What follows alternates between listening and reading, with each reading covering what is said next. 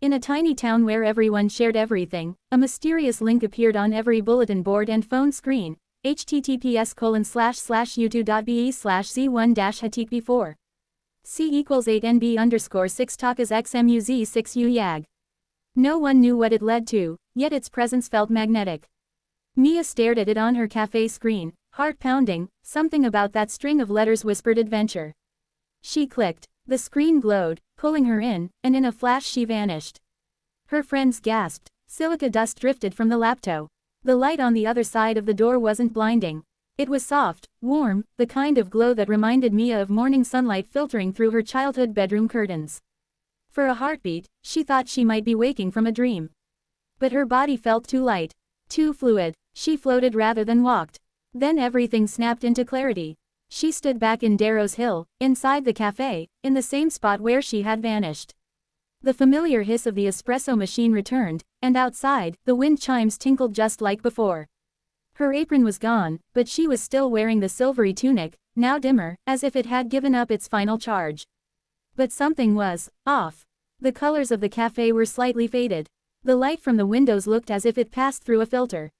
The sound of the coffee grinder buzzed at the wrong pitch. People moved outside the windows, but slower, like they were stuck buffering in real life. Mia stepped out from behind the counter. No one turned. No one noticed her. She passed in front of the mirror near the door, and gasped. She wasn't casting a reflection. Panic flared in her chest. She reached for the pendant, but it was gone. The cube that once pulsed like a second heart was missing from her neck. She ran to the door, flung it open, and stepped outside. Darrow's Hill looked the same, but everyone walked with vacant expressions, their eyes glassy. No one acknowledged her. She waved at a mother walking her child.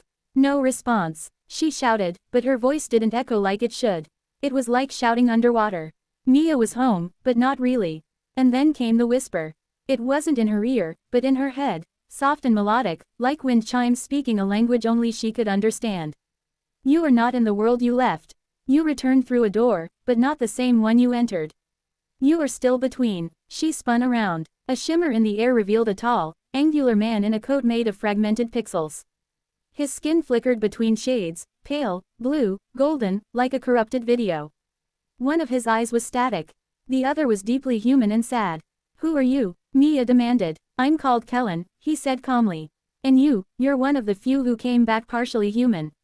That's rare. I want to go fully back, Mia snapped. It's not so simple. Kellen circled her slowly. Most who return from the archive between come back fragmented, corrupted. Lost. But you're stable, mostly. That pendant you had, that was your stabilizer. Without it, I can't go home, not fully. But maybe you can repair yourself. Repair? Kellen smiled faintly. You were uploaded into something bigger than a video or a site. That link was a node, an open wound in the data fabric. You didn't just watch it. You entered it, and now part of you is still there. Mia shook her head, overwhelmed. How do I get back to my real world? My real body? Kellen glanced toward the town square. You'll need to trace the echoes. Find what's missing. The archive doesn't keep pieces of people for no reason. It stores what they discard. So whatever you left behind, you'll have to reclaim it. For the next several days, or whatever passed for days in this version of Darrow's Hill, Mia wandered the streets.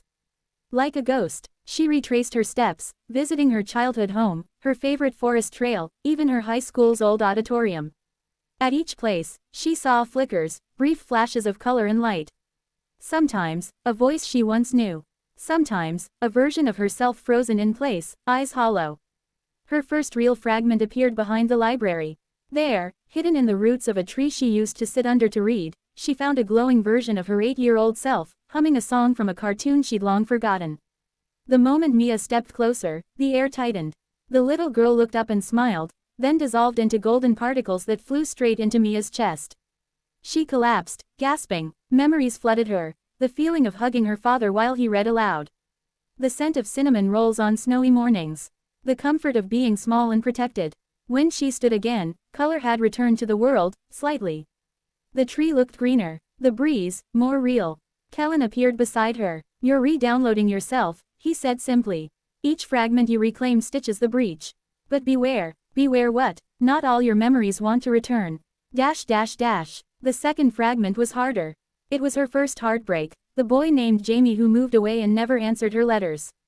She found this version of herself sitting on the swings in the abandoned park, crying silently, rain pouring over her like pixels in meltdown. When she approached, the figure looked up, eyes glowing red. "I don't want to go back," the memory said, voice distorted. "You locked me away for a reason. You're part of me," Mia said, gently. "I was pain. You wanted to forget me. You did forget me. I was wrong." The figure screamed, the sound of shattering glass and static. It charged her. Mia braced, expecting to be attacked, but instead the figure melted into her like water into dry ground. The impact knocked her backward. When she stood, soaked and shivering, she realized the swings were now creaking with the wind again, and the world around her had sharpened in contrast. That night, she dreamed in full color for the first time since entering the archive between. Each fragment became harder to find. One was buried inside her high school's band room, where she'd once hidden during a panic attack and cried herself to sleep. Another was inside her old phone, an actual physical object that now sat on a bench in the park. It buzzed with 1,000 unread messages from people she hadn't thought about in years. Her thumb shook as she scrolled through them. Every notification reawakened part of her she'd ignored: anxiety, fear of missing out, loneliness. But accepting those pieces, owning them, brought clarity. Her senses became sharper. The reflection in mirrors started returning. People on the street occasionally looked her way, confused, like they almost saw her. Only one fragment remained: the pendant, the final piece that had anchored her, now held deep in a place called the Loop. Kellen led her there, a structure at the edge of Darrow's Hill that hadn't existed before. It looked like a cathedral built from old computer towers and Ethernet cables. The sky above it glitched constantly, flashing between day and night every few seconds. "The Loop is the memory you feared the most," Kellen warned. "To take back your pendant, you must face what made you afraid to live fully." "What is it?" Mia whispered. "I don't know. Only you do." She entered. Inside, the Loop was silent. Rows of mirrors stood like sentinels, each showing Mia at different ages, some crying, some laughing, some screaming. At the far end of the chamber, on a pedestal of melted glass and stone, sat the cube pendant, pulsing like a heart. As she stepped forward, one of the mirrors cracked. From it stepped a version of herself she didn't recognize at first, older, colder, dressed in black. This Mia's eyes were dead. Her face was set in stone. "I'm the version you were becoming," it said. "What do you mean?" "You were numbing everything, hiding behind routine, laughing only for others' comfort, watching life like it was a video on mute. This archive, it was your escape route." "No," Mia said, voice trembling. "I didn't choose this. The link, it dragged me in. But you clicked it, willingly, because you didn't want to keep living halfway." Silence fell. Mia approached her darker self, looking into eyes that mirrored her own. "Then let's rewrite it," she said. The darker Mia smiled, and vanished. The pendant flew into her chest with a burst of light. Mia awoke back in the cafe, for real this time. The pendant was around her neck again, faintly glowing. Her apron lay where she had dropped it. The espresso machine still hissed. Outside, someone walked by and waved at her. She waved back. This time, they saw her. She was real again, whole. Later that night, she sat in her apartment, staring at her laptop. The strange YouTube link was still in her history. Her fingers hovered over it. Like a torn curtain in the breeze. Whatever was inside that link, it had claimed Mia.